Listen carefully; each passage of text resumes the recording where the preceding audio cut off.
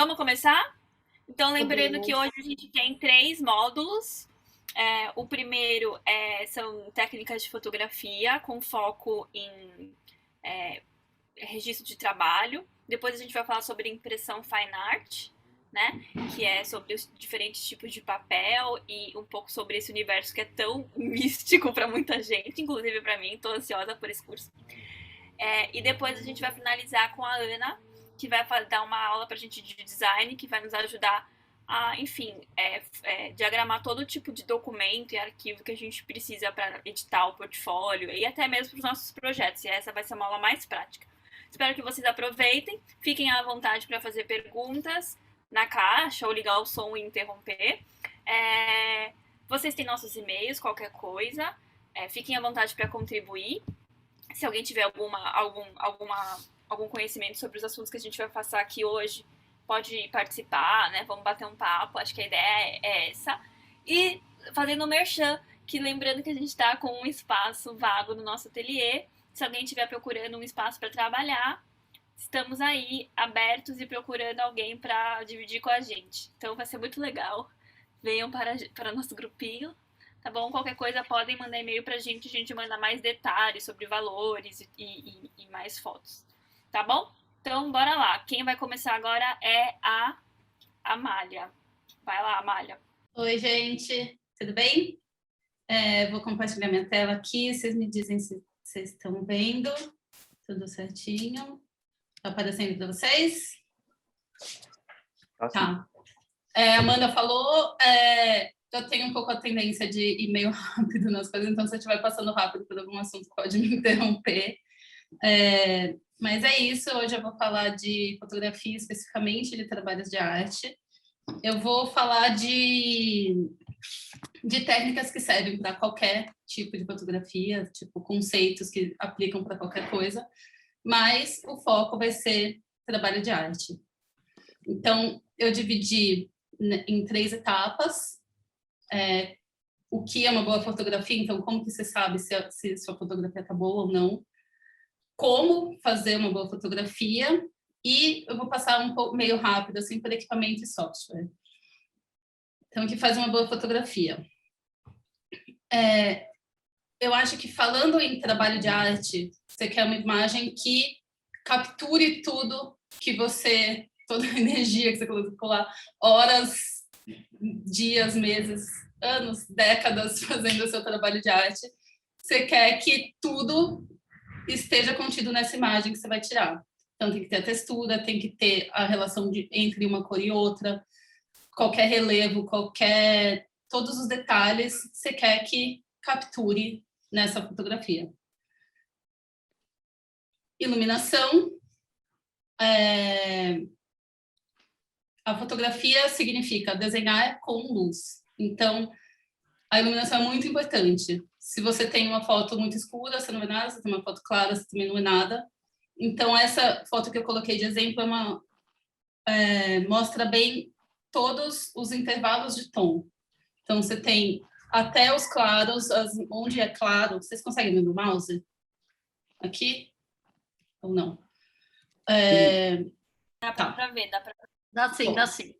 Então, mesmo onde é claro, tem informação. Onde é escuro também.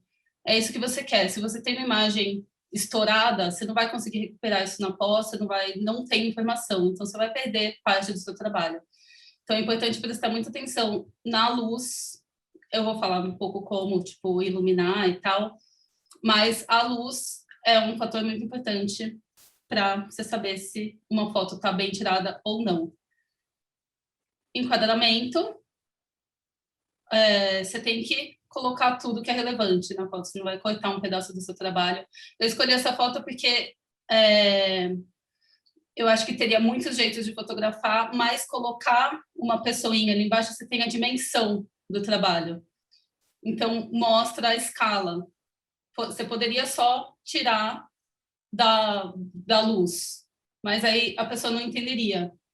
Então, é importante você considerar o que você está colocando no seu quadro. Num trabalho bidimensional, é mais óbvio, você vai enquadrar até onde acaba seu trabalho e pronto. Cropar tudo que não faz parte do trabalho.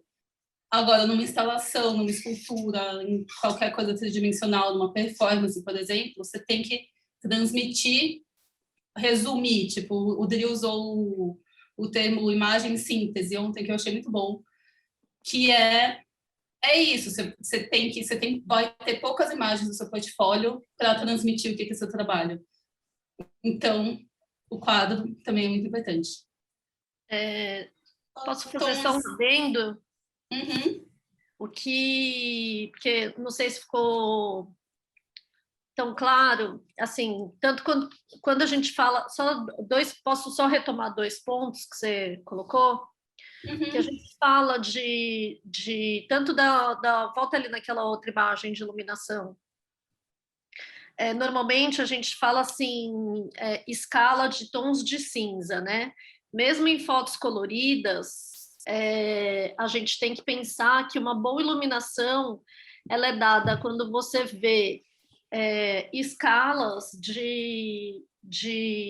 por exemplo, se a gente colocasse essa imagem em preto e branco, ela teria desde do branco mais branco até o branco que é um pouquinho mais claro, ou seja, você vê detalhes tanto nas partes mais claras quanto nas partes mais escuras. Então, assim, uma boa iluminação, ela tem uma escala de tons de cinza, né? Perfeito. Então, sempre quando você olhar para uma foto sua, pensa se ela tivesse em preto e branco, se ela estaria com partes muito escuras e partes muito claras, ou seja, com muito contraste. Então, provavelmente, essa foto ela não está registrando todos os detalhes que sua peça precisa. Por exemplo, um desenho, sei lá, um desenho a lápis. Você tem que um papel branco com um traço, você pode fazer um traço muito fino e um traço muito grosso. Você tem que ter toda essa nuance do seu trabalho. Você quer os traços finos, se você tirar uma foto muito clara, os traços finos pode ser que se percam. Então, é importante levar em consideração isso, que, tipo, tem que estar... Uma escala, né? E ali naquela outra imagem, na seguinte, é o que a gente chama de... A gente vai falar de coisas... Talvez a gente fale de coisas que são bastante óbvias para a maioria das pessoas, mas como esse é um curso que ele vai ficar disponibilizado, né? Na internet, né? A gente vai deixar no YouTube por bastante tempo e a ideia é que ele seja o mais democrático possível. A gente já pede desculpas aí, estou pedindo desculpas por todos nós aqui que estamos ministrando essas oficinas, porque a ideia é que ele seja o mais democrático possível e a gente focou bastante o conteúdo para artistas iniciantes, né, que a gente sente que muitas vezes são as pessoas que estão começando, que têm a maior dificuldade de entender quais são os códigos e as formas de se apresentar que são muito conhecidas por quem já está dentro, mas já está dentro desse sistema, né, a gente não costuma falar do mercado de artes visuais, porque o mercado é uma parte muito pequena do sistema, né? Do circuito de artes visuais, que muitas pessoas participam de exposições, às vezes até participam de exposições, salões e circulam com o seu trabalho, mas ainda não são representadas por uma galeria, não tem um ritmo de venda, né, dos trabalhos, mas elas podem ser consideradas como parte do sistema, né? Então, assim, muitas vezes, mesmo que quando as pessoas já estão no sistema, ou seja, já estão expondo, elas já sacaram muitas vezes o que precisa minimamente, né? Mas muitas pessoas estão tentando entrar nesse sistema, tentando entrar no sistema de exposições, tentando circular com o seu trabalho, tentando fazer o seu trabalho ser visto, e são justamente essas pessoas que têm a maior dificuldade de entender como apresentar, né, a sua produção. Então, o foco, né, desse manual expresso, né, desse curso que a gente fez, foi para essas pessoas. Então, um termo que a gente usa, né, quando a gente fala de enquadramento, principalmente para esse tipo de enquadramento, né, que a gente está querendo falar de um mostrar um trabalho no espaço, né? Porque a gente não quer mostrar só o trabalho muitas vezes, a gente quer mostrar o trabalho no espaço. Nesse caso, esse trabalho é um trabalho que é uma instalação, ou seja, é uma luz muito forte e que ela é colocada num espaço e as pessoas assistem essa luz assim como se fosse um pôr do sol. Então as pessoas ficam dentro, nesse caso, tem uma só pessoa, mas tem várias fotos desse trabalho. Gente, é do Olafur Eliasson. Se alguém puder, deixa eu escrever aqui. Olafur Eliasson. Eu não sei escrever, gente. Tá aqui, tá na imagem. Tá na imagem. Aí, ó, Olafur Eliasson, tá? E aí tem qual a importância dessa pessoa aqui? É o que a gente chama de escala humana. Então, por mais que seu trabalho tenha ali uma quina, é sempre bom ter uma escala humana, assim, quando você percebe que o seu trabalho não é muito fácil de entender a escala. Nesse caso, né, a gente não tem a escala desse trabalho.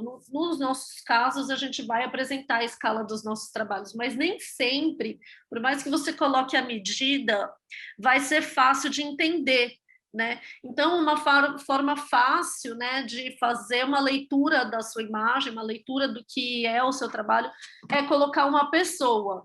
Se você, por exemplo, tem um trabalho que é muito pequenininho, por exemplo, um negócio, assim, uma pecinha, né, como o Adriano mostrou ontem, vários trabalhos que são pequenos, e ele falou até em detalhes, às vezes você pode colocar até uma mão, alguma coisa assim, que possa, só se você julgar muito necessário, assim, você coloca uma mão, tal, ou você pode colocar um pedaço de um corpo, enfim, formas que a ideia é fazer com que o seu trabalho possa ser lido com a maior rapidez possível, porque muitas vezes a entrada, né, dos artistas no sistema é por meio de convocatórias abertas, né, editais, e esses portfólios são lidos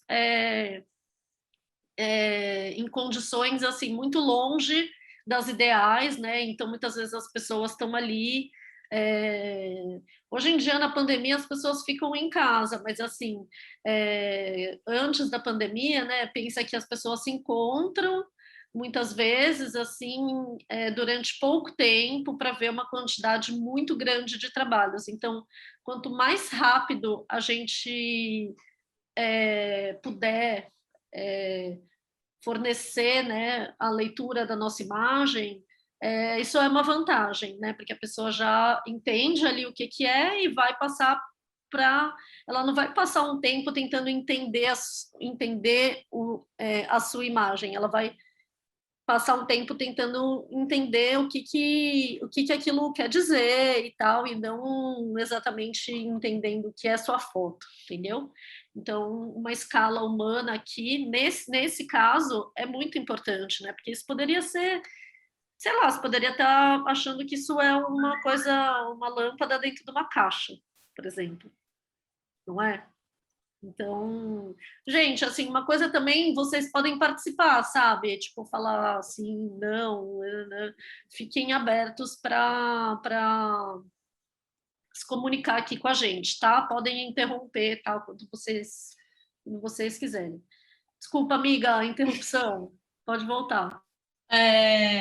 Uma coisa, continuando o que a Ana falou, isso de escala, é comum também as pessoas colocarem régua ou algum tipo de objeto, tipo uma moeda, que é uma coisa padrão, assim, mas nada significa a escala que nem uma escala humana. Então, eu acho que é legal priorizar, tipo, usar, por exemplo, se for pequeno, usar a mão e não uma régua, por exemplo. Porque mesmo isso é um conceito meio abstrato pra gente. Eu acho que o humano é muito rápido mesmo a assimilação do tamanho da coisa. Eu tô vendo aqui que sumiu um slide, mas também tem o lance da cor. Do mesmo jeito que você quer capturar todos os tons de luminosidade, você também quer capturar todos os tons de cor, a relação das cores. Então, se sua imagem está com o balanço de cor que a gente chama desequilibrado, você não vai capturar o jeito que é a sua imagem no mundo real. Você quer que a imagem transmita o que o seu trabalho é, de fato. Então, se você tirar uma foto com uma luz vermelha de um trabalho azul, o seu trabalho vai ficar roxo, por exemplo. E você vai ter que levar isso em conta. E, gente, foco, resolução, que é meio...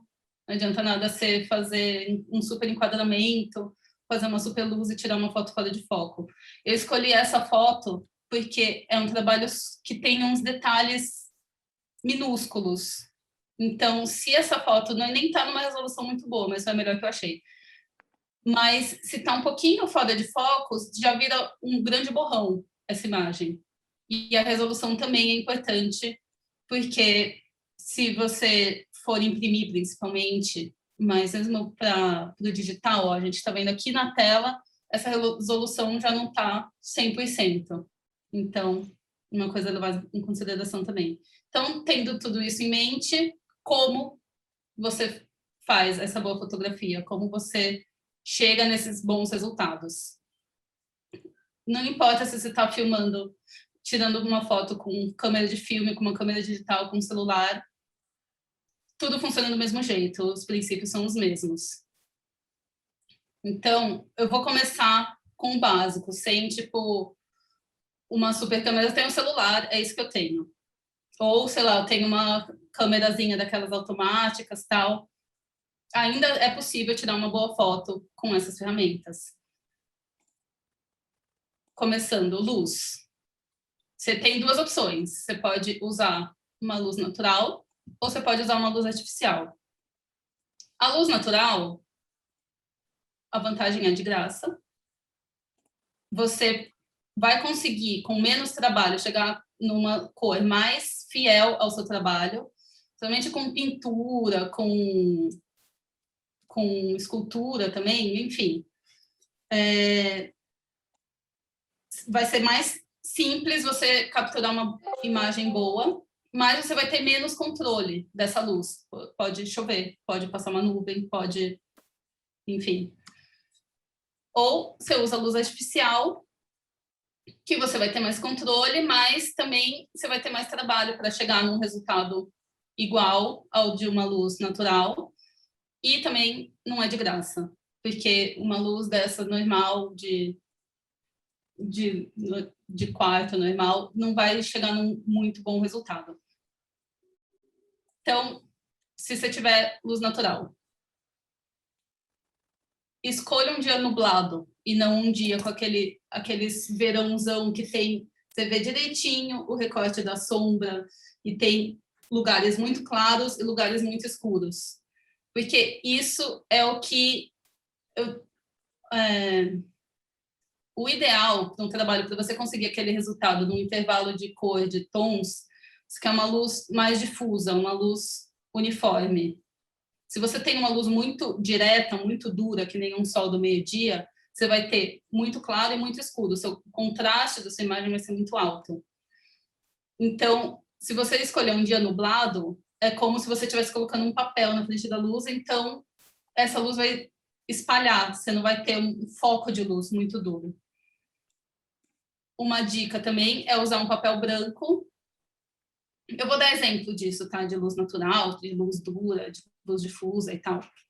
Mas você tem, por exemplo, uma janela. Tem a janela, você coloca... Vocês estão me vendo também, né? Ou não? Vocês estão vendo só minha tela? Estamos te vendo também. Estamos te vendo também. Tá. Você usa... Aqui está escrito varanda ou janela. Porque você não está ao ar livre, tipo no jardim da sua casa ou no meio da calçada. Você está com... A luz está chegando em você, mas não está diretamente em você. Isso vai também ajudar a difundir a luz.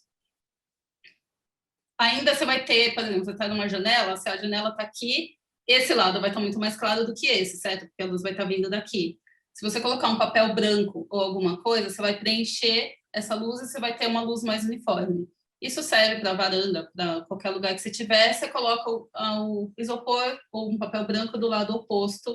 Eu estou dando essas dicas que são básicas, eu não sei o quanto de fotografia todo mundo aqui entende, mas são elementos que ajudam muito a conseguir um resultado melhor, que são soluções simples que qualquer um pode fazer que não custa nada. Ou, enfim, se você não tem a luz natural, você tem a luz artificial. Aí, eu considero um pouco diferente o objetivo de fotografar trabalhos bidimensionais e trabalhos tridimensionais. Os trabalhos bidimensionais, você quer um nível plano, você quer registrar aquela imagem que já está feita, reta. Então, se você tem uma imagem muito escura, uma fonte de luz muito escura e uma fonte de luz clara, você vai ter um lado muito mais escuro do seu trabalho do que outro. Deixa aí um pouquinho. Ó, essa imagem do meio, você tá aqui do lado direito tem uma sombra, aqui do lado esquerdo tem um reflexo. Isso é uma imagem com uma luz não uniforme. E isso prejudica a leitura desse trabalho. Porque a tinta está refletindo a própria luz que ele usou. Então, essas partes aqui estão brancas. Você não tem exatamente a informação que estava aqui. A gente consegue entender, lógico, que é um tom de vermelho, mas vocês percebem que isso não faz parte do trabalho. Isso é um resultado de uma foto não muito bem tirada.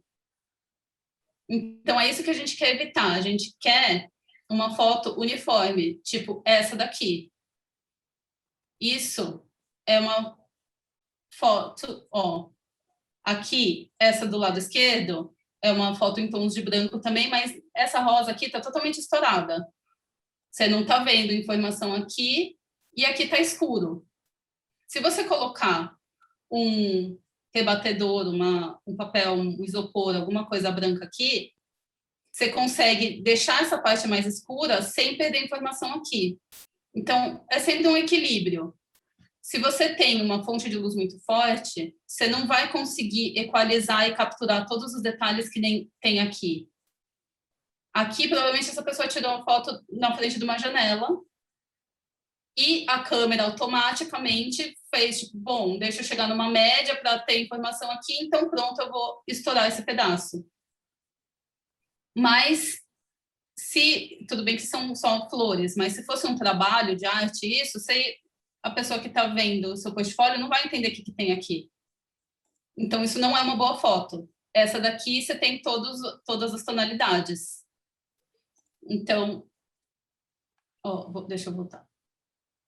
Então, num trabalho bidimensional, você quer que não aconteça isso aqui. Você quer uma luz por igual em todas as partes do seu trabalho. Um padrão é usar duas fontes de luzes iguais. Não precisa ser pode ser duas luminárias, pode ser qualquer luz, desde que a lâmpada seja igual. Você deixa em um ângulo de 45 graus, assim. Você deixa de lado, não de frente, porque senão você vai ter esse reflexo. Você deixa de lado e coloca a sua câmera no meio, tipo, no nível do quadro. Então, você tem o mesmo tanto de luz chegando dos dois lados do quadro. E isso resolve esse problema aqui, que essa pessoa... Cadê meu mouse? Sumiu meu mouse, gente. Aqui. Essa pessoa colocou uma fonte de luz muito mais forte desse lado aqui do que desse, claramente. Então, para isso não acontecer, coloca uma de cada lado. Iguais. Aí, no caso de um trabalho tridimensional, vai ser uma escolha subjetiva. Você pode fazer uma coisa mais uniforme, que nem essa, que tá igual, desse lado. Aqui embaixo tá um pouco mais escuro, mas é basicamente uma luz uniforme. Ou você pode chegar num meio termo entre essa e essa. Porque é interessante ter um contraste, dependendo do seu trabalho. Você quer mostrar o contraste, a diferença de luz é o que dá o volume do seu trabalho. Você não quer uma coisa totalmente plana. Então, as sombras são importantes também. Então, você pode trabalhar com uma relação mais desigual. Num trabalho bidimensional, você quer uma coisa chapada, pronto. Agora, num tridimensional, pode ser interessante você jogar mais com essa diferença de luz. Flash. Usar o flash do celular ou usar um flash mesmo que você tenha de câmera, tal, apontar para o trabalho e tirar, principalmente para bidimensional, não vai ser muito um bom resultado, porque a luz vai refletir no seu trabalho. Por exemplo, trabalhos com grafite refletem muito. Tinta óleo, tinta acrílica. A luz bate e volta, que nem está acontecendo aqui. Então, você quer sempre deixar a fonte de luz num ângulo do seu trabalho. Se o trabalho estiver já enquadrado, vai ter um vidro na frente. Se tirar um flash, você não vai ver nada. Se você colocar a luz de lado, você resolve esse problema.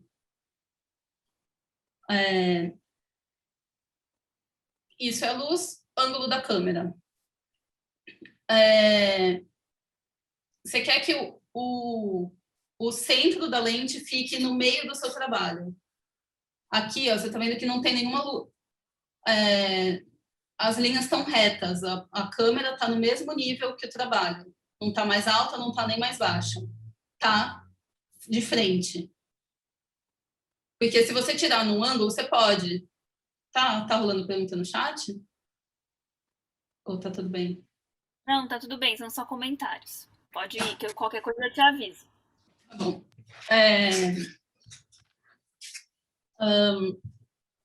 Enfim, você quer que a câmera esteja no mesmo ângulo. Um trabalho, se tivesse de baixo, por exemplo, esse quadrado aqui estaria distorcido, você estaria vendo num ângulo estranho. Então, você quer sempre a câmera no meio do seu trabalho e paralela ao seu trabalho. Principalmente com um trabalho bidimensional, deixa eu pegar um caderno, ó. Se o trabalho está assim e sua câmera está assim, sua imagem vai ficar distorcida. Você quer preencher o máximo possível com a imagem, o seu quadro.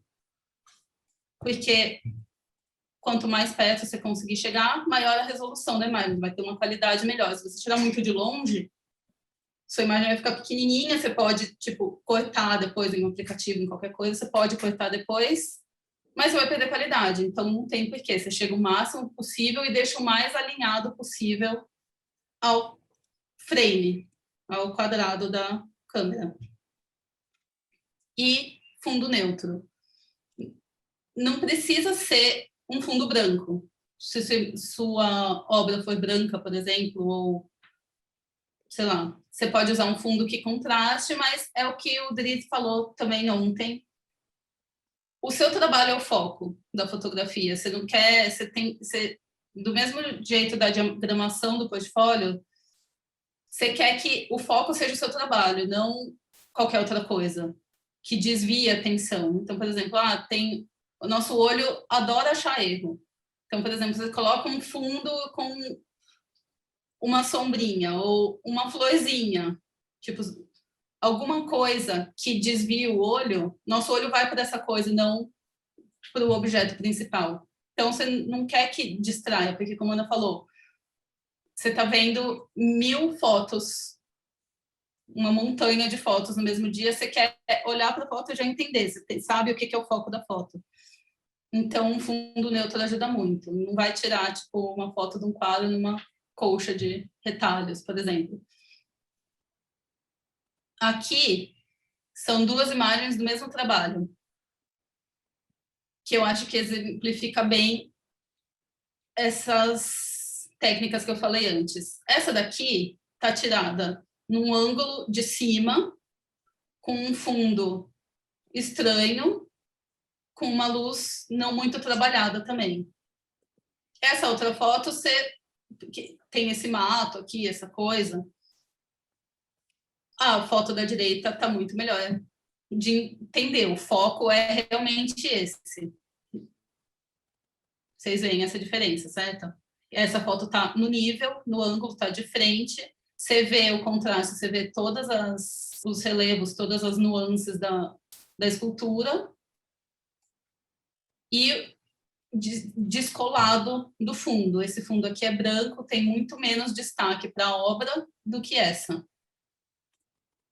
E são coisas que você consegue fazer com qualquer câmera, qualquer celular. Aqui, tudo bem, pode ter um equipamento de luz especial, mas o princípio que aplica é o mesmo. Posso fazer um adendo ali? Aqui? Isso. Uma coisa que é importante também, gente, é que, assim, na arte contemporânea, é difícil a gente dizer o que não pode ser arte, né? Porque, enfim, desde que historicamente a gente desloca, né, o que desloca assim coisas do cotidiano e transforma isso em arte, né? Então, se a gente pega assim o que vem, né, desde do Andy Warhol, então a gente pega artistas, por exemplo, como o Marep, o Marep ele usa baldes para fazer obras de arte. Tem artistas que usam bolas de futebol. Enfim, então, dependendo do arranjo que você fizer e como que isso se justifica dentro da sua produção, praticamente qualquer coisa pode ser um trabalho de arte contemporânea, né? Então, por que nessa foto da esquerda, se você optasse, por exemplo, por utilizar essa foto da esquerda como uma imagem, por exemplo, do seu trabalho no espaço, uma coisa que eu faria era ou recortar, né, essa foto, mas não ficaria tão bom, né? Tipo, se a gente tirasse só essa parte que tem uma planta. Eu não sei, eu não conheço esse trabalho e eu julgo que essas plantas não fazem parte. Não fazem. Não fazem, né? Não. Então, mas isso gera uma dúvida. Essas plantas fazem parte? Porque poderiam fazer parte de uma instalação. Então, não deixem nada que não faça parte do seu trabalho numa foto junto com o seu trabalho, porque pode ter certeza que isso vai gerar uma confusão. Então, no caso, o que eu faria se eu só tivesse esse registro, por exemplo, infelizmente foi um trabalho efêmero, eu fiz uma performance, mas foi muito importante para a minha produção, mas a pessoa que pôde registrar não era tão boa e não tinha essas noções, tal, que vocês estão me passando, o que fazer. Eu tentaria fazer uma colagem, peça se você não souber trabalhar em nenhum software editor de imagem, tipo Photoshop ou outros que são de graça, ou explora e tenta fazer uma parede, né? Só colocar uma faixa, uma outra faixa ali, ou peça ajuda para alguém fazer isso por você. É o que eu faria, eu já fiz isso, tá? Eu não vou mostrar porque é um trabalho muito antigo que eu não uso mais, mas eu já fiz isso. Eu tinha uma foto que tinha uma visão de uma exposição que eu fiz com trabalhos de outros artistas, e aí o que eu fiz foi colocar uma parede ali em cima do trabalho das outras pessoas. Então, isso é super importante, tá? Deixar só o seu trabalho em quadro, né?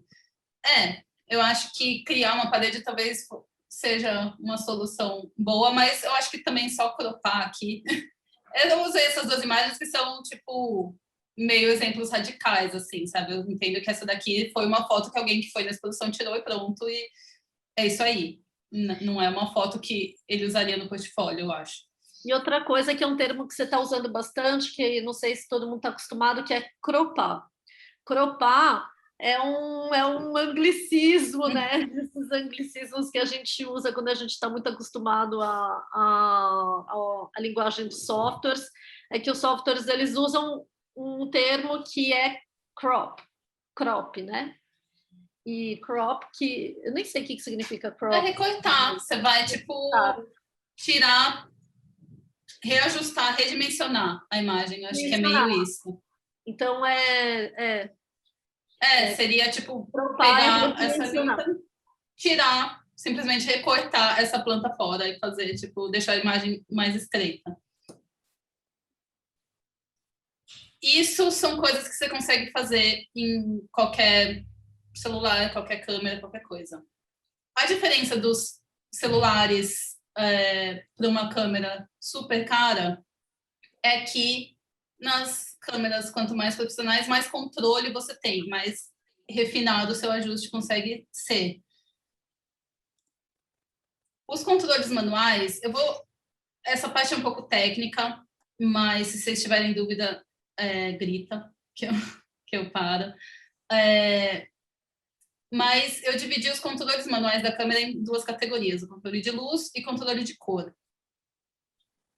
O controle de luz é meio que tem esses três aspectos, essas três variáveis. ISO, que é ASA, não sei se vocês, quem é da época dos rolinhos de filme, tipo ASA 100, é a mesma coisa. Íris e obturador.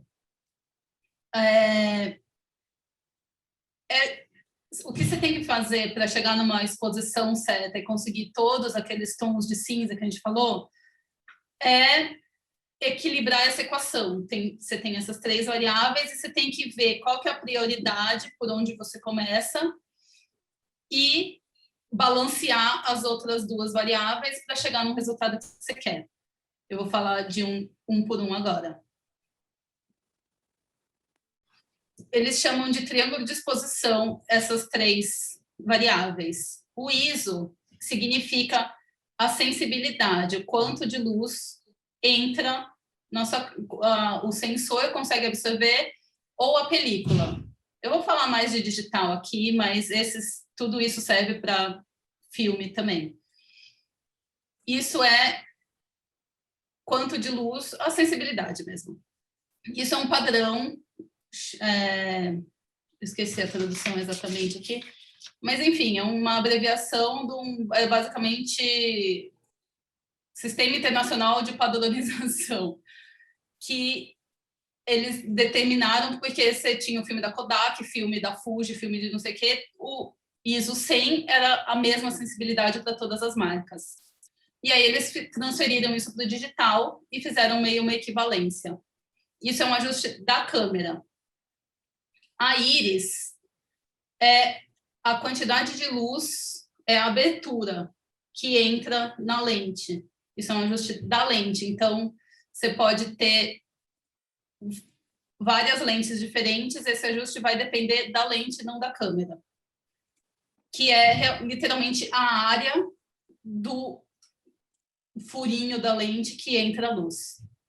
E o obturador é a velocidade da luz, a velocidade que o sensor está exposto.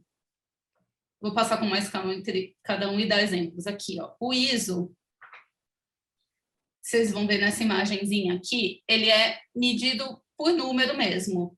100, 200, 400. Quanto menor o número, menos sensível. Então, você vai precisar de mais luz para registrar uma imagem nesse filme. E quanto maior o ISO, você precisa de menos luz, mas você vai ter mais ruído. Vocês estão vendo a diferença de qualidade dessa imagem aqui? Essa daqui está toda cheia de grão. E essa daqui está uma imagem lisinha. Isso é um zoom, tá? Então não está tipo, super em foco, porque é um pedacinho ampliado de uma imagem. Mas essa imagem está muito mais lisa do que essa daqui, que está cheia de ruído. A regra básica é O ISO é um que dá para ser um padrão, ter uma regra básica, que é você quer sempre o menor possível, porque quanto menor o ISO, mais limpa a sua imagem vai ser. Menos ruído, menos distorção, mais definição sua imagem vai ter. A íris, que é o que determina pela lente, quer ver? Deixa eu pegar uma lente. Não sei se vocês conseguem ver. Oh. Vocês conseguem ver?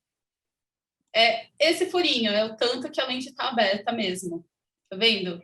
É todo esse espaço aqui que é a luz entrando na câmera. Isso é medido em f-stop, que são essas frações aqui. F, 1.8, 4, 8.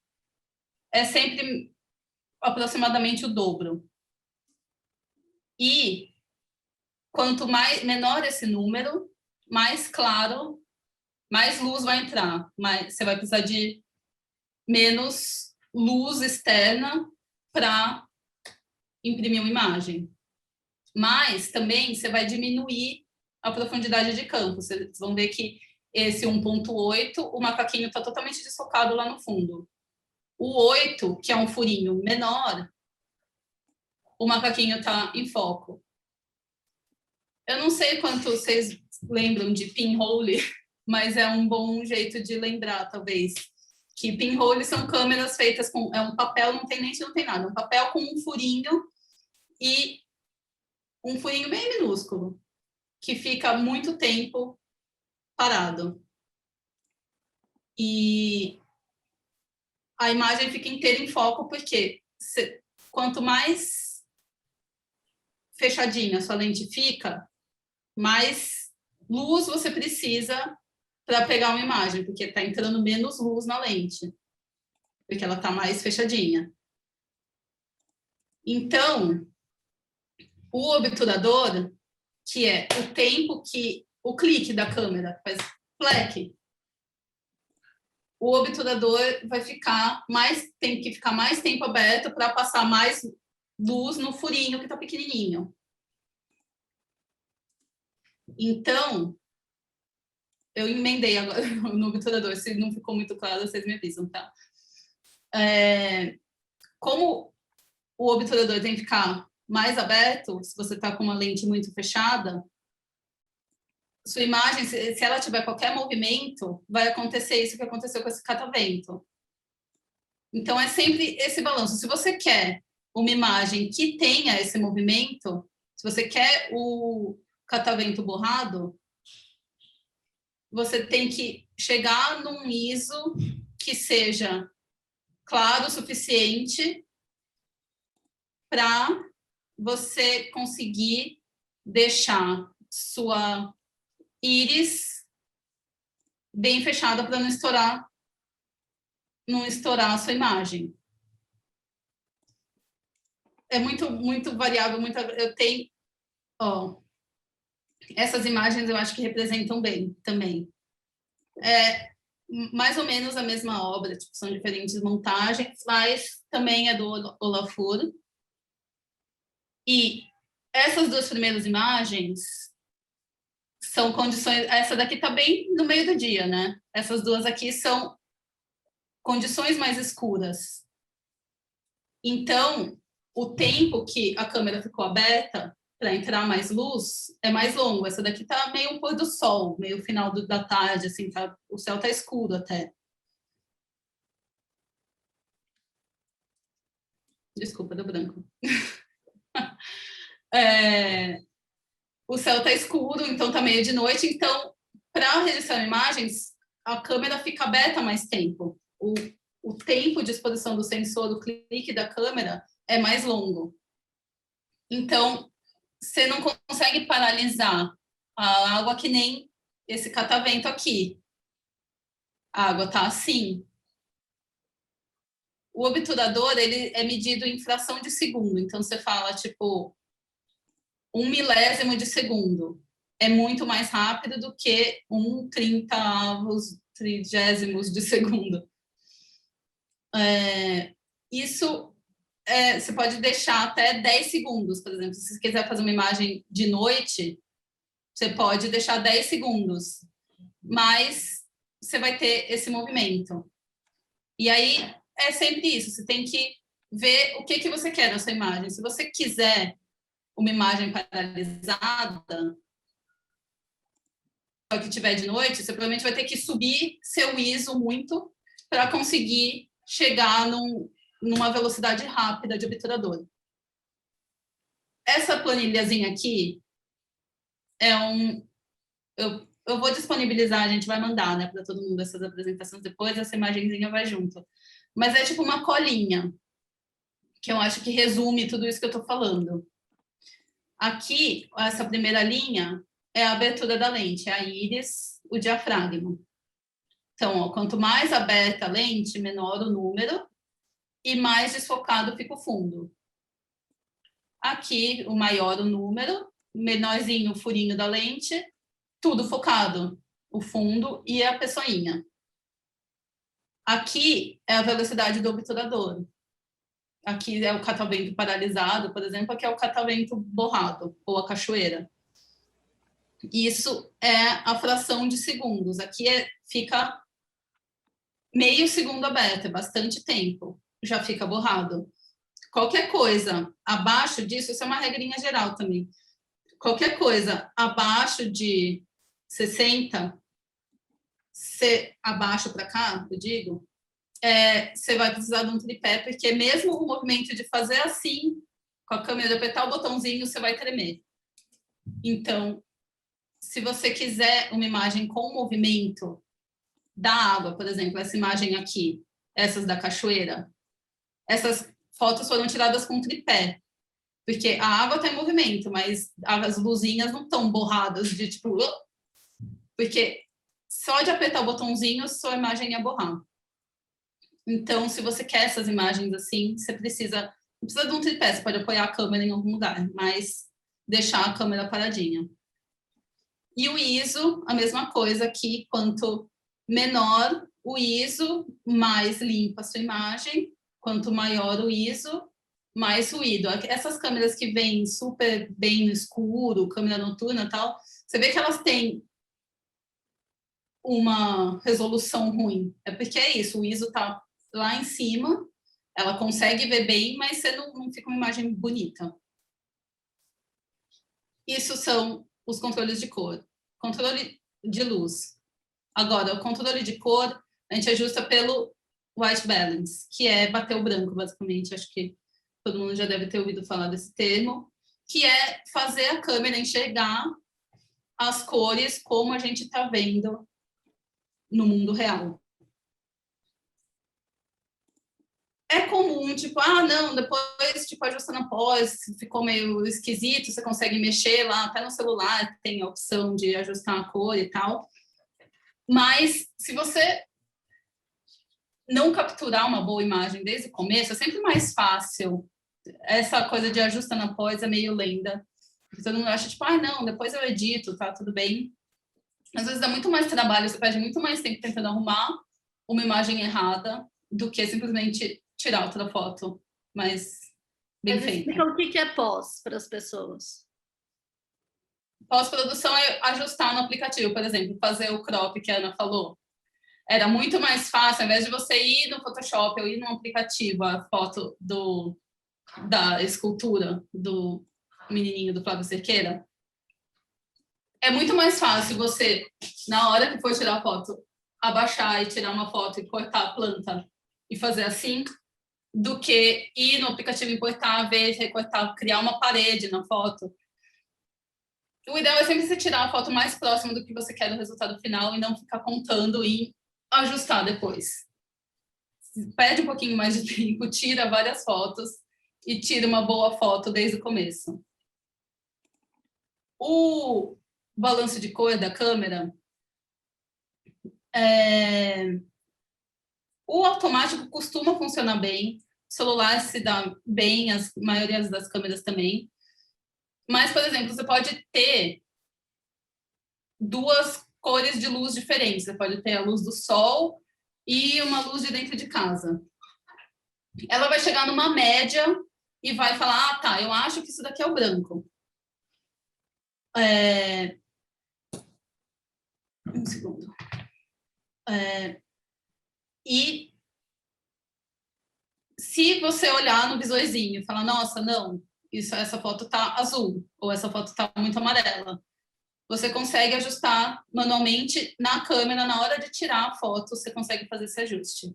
A maioria das câmeras vem, inclusive celular também, todos têm ajustezinhos, esses presets de... Preset é pré-configurações que determinam, tipo, o celular percebe, ou a câmera percebe, ah, tá, não, você tá com uma luz fluorescente, ou você tá com uma luz... uma luz quente, por exemplo. Ó, aqui tem essa escala de cores e é literalmente temperatura de cor, porque é medida em Kelvin mesmo, que é uma medida de temperatura. Por exemplo, a chama do fósforo, que é literalmente quente, é um número menor, é menos kelvins do que a luz da Lua, que é 8.000 kelvins, por exemplo. Isso é uma luz mais quente, isso é uma luz mais fria. Você consegue fazer esse ajuste manual. Se você olhar na câmera e falar, nossa, nenhum desses presets está servindo. Você consegue, a maioria das câmeras, você consegue ir ajustando isso manualmente até chegar no que você está vendo com o seu olho. É o melhor ajuste, seu olho. Aqui tem esse exemplo de a mesma paisagem com o white balance da câmera diferentes. Tá vendo? O que ele vai tentar é equalizar a cor. Então, se ele está entendendo que o branco é amarelo, ele vai puxar muito para o azul. O white balance é balanço de branco, literalmente. Você quer dizer para a câmera, isso é branco. O resto, ela se entende sozinha. Por isso que é bom, se você for fotografar um trabalho, é bom ter alguma coisa branca perto. Porque mesmo se na hora você vê, tipo, pode estar sol, pode estar luz, você não está vendo muito bem a telinha, se você tirar com algum pedacinho de branco junto, você consegue ter essa referência do que é branco, de fato. E isso ajuda a câmera, porque se você tirar uma foto, por exemplo, você tem uma tela pintada, a câmera vai ver e vai tentar chegar, tipo, vai interpretar o que ela acha que é branco. Mas se ela não tem nenhuma informação de branco real, ela pode aquela tela vermelha que a gente mostrou lá no começo, não sei se eu consigo voltar até agora. Ó, essa tela aqui, se você for enquadrar só essa tela, a câmera pode querer puxar para a cor oposta, para tipo, ah, não, isso daqui é branco, então... E a câmera vai fazer um ajuste estranho. Então, se você colocar, por exemplo, essa tela numa parede branca, a câmera vai conseguir interpretar melhor o que é branco e vai chegar num resultado mais realístico. Deixa eu botar outra. Como que tá de tempo? Agora são 7. Tá. Eu vou falar, então, rapidinho de equipamento, passar um pouco de mostrar aqui umas coisas de software, e aí eu abro para pergunta já. Tá tudo bem? Vocês estão conseguindo acompanhar até aqui? Tem alguma dúvida? Eu sei que é muito conteúdo, mas tendo esses termos, temperatura de cor, white balance, enfim, todos esses termos, íris, obturador e tal, vocês conseguem buscar mais informação e se aprofundar mais depois, tendo esses termos básicos que servem para qualquer tipo de fotografia. O que você vai falar, Ana? Não, porque você falou, alguém tem alguma dúvida, tá tudo bem? Aí a Renata falou sim, eu achei a princípio que seria sim, tem uma dúvida, mas eu acho que não, acho que tá tudo bem. Entendi. Então, os equipamentos básicos de fotografia, câmera, lente, iluminação e suporte. Isso não são coisas que você precisa para chegar numa boa foto. Eu sei que, tipo, uma boa câmera, uma lente, são coisas que custam muito caro, mas elas funcionam, tipo, por mais que seja um celular ou qualquer coisa, o jeito de operação é o mesmo. Então, os tipos mais comuns são DSLR, que é essa câmera que tem um espelho, literalmente, é um espelho que faz... E essas mais recentes, que celulares também são esse tipo de câmera, que é sem o espelho. A DSLR funciona, aqui é a lente, a luz entra, bate no espelho, reflete nesses outros espelhinhos, você vê. O sensor está aqui atrás. Então, para expor a imagem, o que acontece é, o espelho levanta, a luz bate no sensor e o espelho abaixa de novo. Esse é o tempo do obturador. O tempo que vai... Sem espelho, é tudo digital. O celular funciona assim. Você não tem esse mecanismo. Um sensor interpreta o que está entrando na lente e transmite para uma tela. Você não tem esse elemento óptico aqui. Então, as câmeras são muito menores, por isso que cabe um tipo de câmera desse num celular, que é tipo dessa finura. Tipo de lente. Uma dica básica também é que existem... Esses são as categorias, mas dentro de cada uma dessas tem um monte de opção. Então, é muito difícil falar, tipo, qual que é a melhor câmera para fotografar um trabalho de arte? É muito difícil dizer isso. Um, porque está sempre mudando.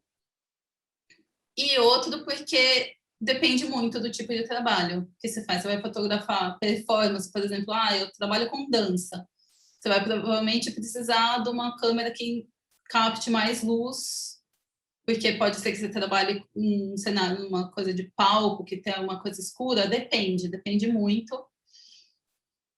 São as categorias que dá para pesquisar. O que eu vou dizer é esse tipo de câmera DSLR está saindo um pouco do... Elas estão ficando um pouco obsoletas, porque esse tipo de câmera está conseguindo chegar numa qualidade muito boa em um tamanho muito menor, porque sem esse mecanismo do espelho, elas conseguem ser pequenas e elas conseguem receber mais luz, você consegue aumentar o sensor. Então, essas câmeras recentes, tipo da Sony e tal, elas são muito boas para condição de pouca luz, e são todas sem espelho. Então, se você quer uma câmera que dure mais tempo, talvez escolheria a sem espelho. Lente também tem um monte de opção dentro de cada categoria dessas. Isso é o tamanho da lente.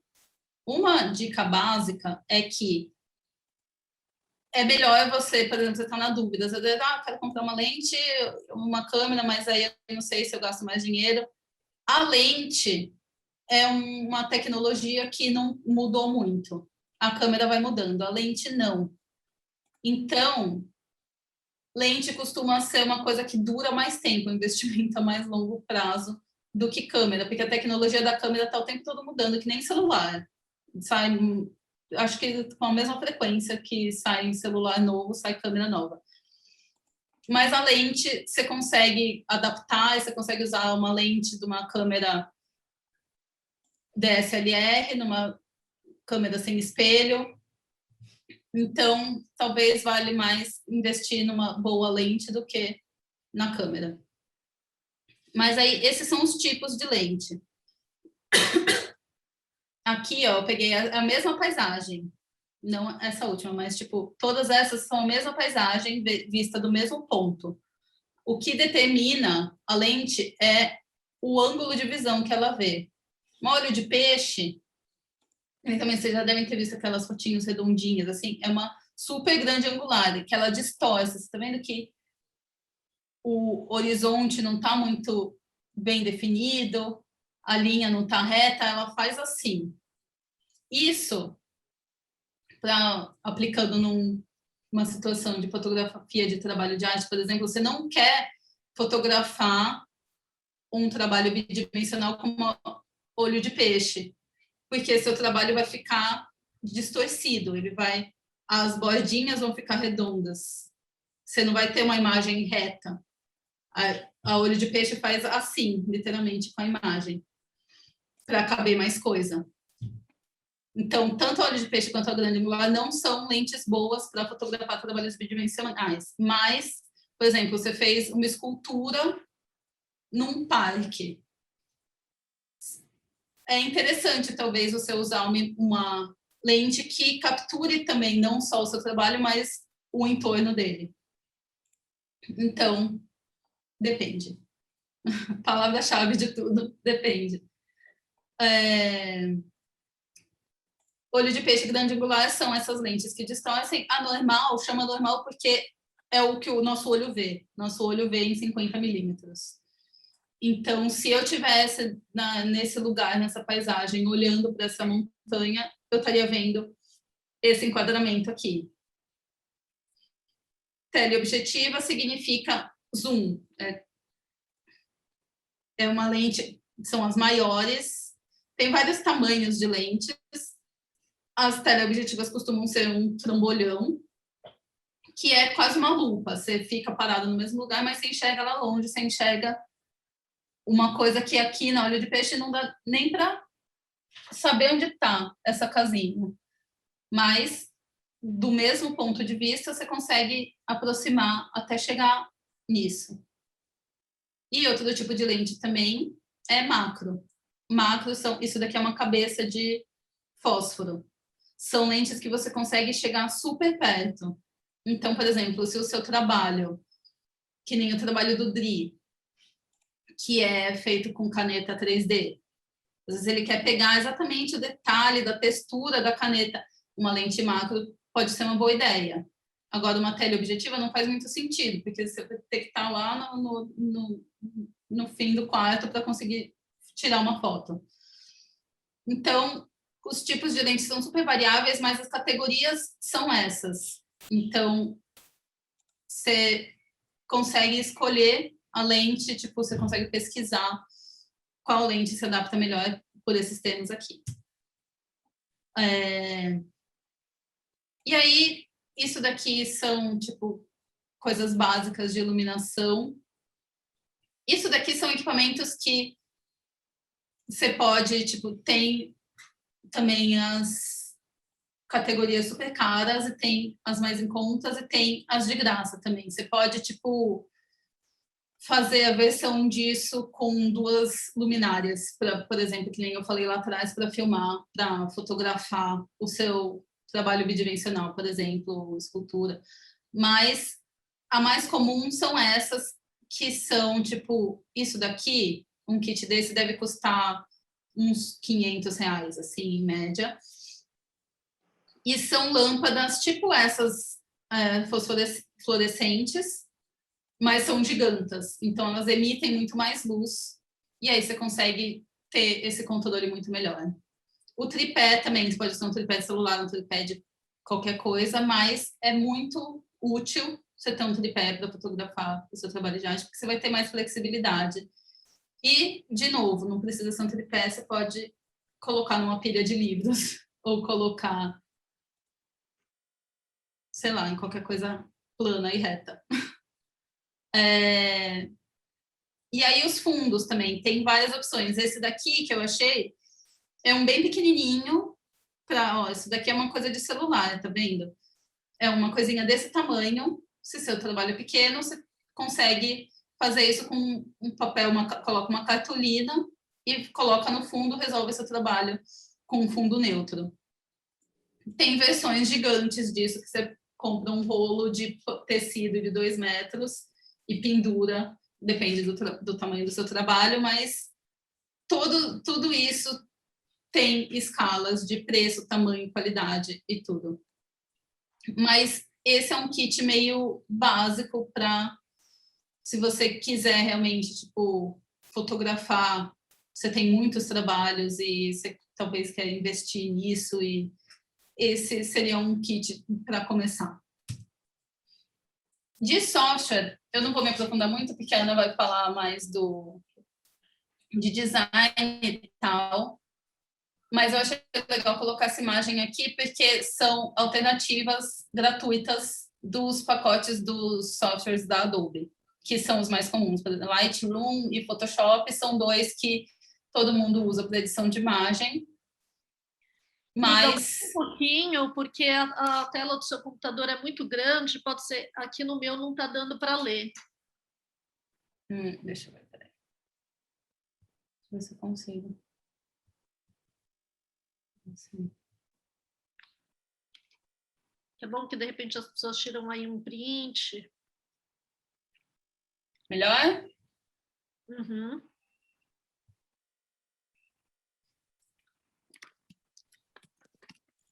A gente vai mandar também, né? A apresentação.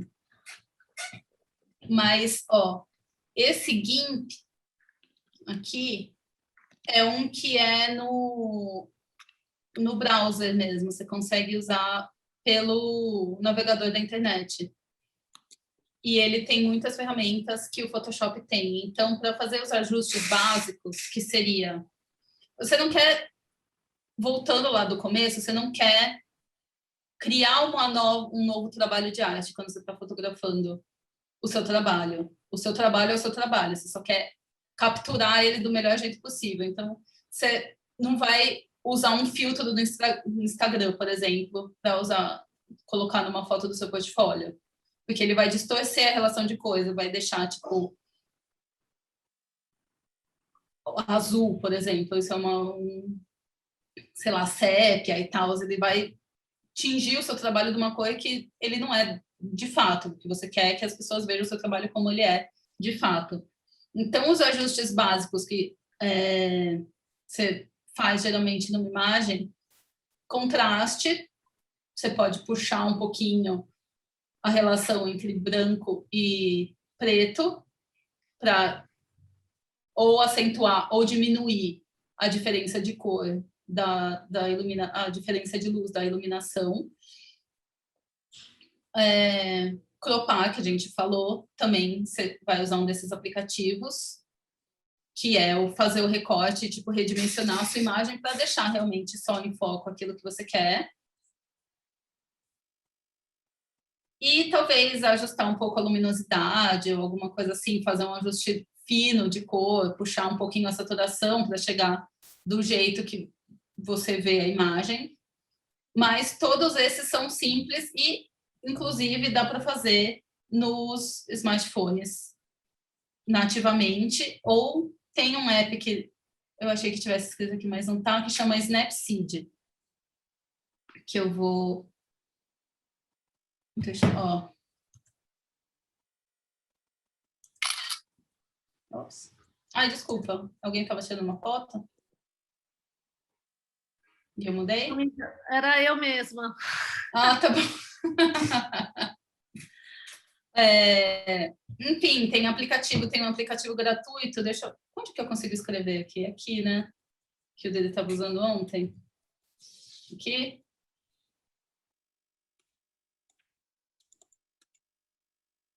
Ué, por que eu não consigo?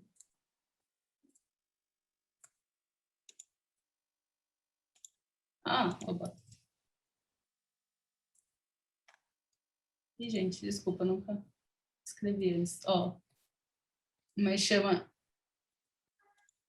Snapseed.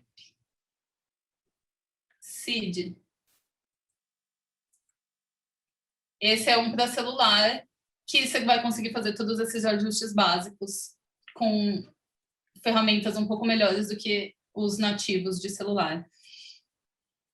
Mas é basicamente isso. Tem alguma dúvida? Alguém quer acrescentar alguma coisa? Eu sei que foi bastante conteúdo, bastante termo técnico e tal, mas eu quis deixar essas partes técnicas, porque eu acho que é um ponto de partida, que tem muita informação sobre fotografia no YouTube. Então, com esses termos e sabendo o que cada um significa, você consegue aprofundar mais e pesquisar melhor de acordo com o que você precisa, sabe? Mas é isso. Tem aí uns 10 minutinhos que a gente pode usar de pausa para tomar um cafezinho antes do módulo do Rô. Mas tem mais um comentário, alguma coisa? Não? Se quiser fazer Tomar um café, então? E aí, assim, a gente está dando 10 minutinhos de intervalo entre um curso e outro, tá? E aí, mas vocês não precisam sair. Ontem eu acho que algumas pessoas acabaram desligando, né, nessa hora e depois voltaram. A gente só deixa aqui no mutado, né, no mudo, e depois, se você quiser também tirar o vídeo, enfim, mas também tá todo mundo com o vídeo desligado.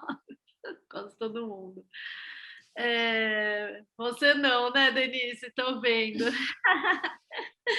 Mas é isso, gente. A Isabela Gaia está aqui falando. Muito bom, muito obrigada. Obrigada pela presença de vocês também. Então, obrigada, gente. Volta em 10 minutos. Até já.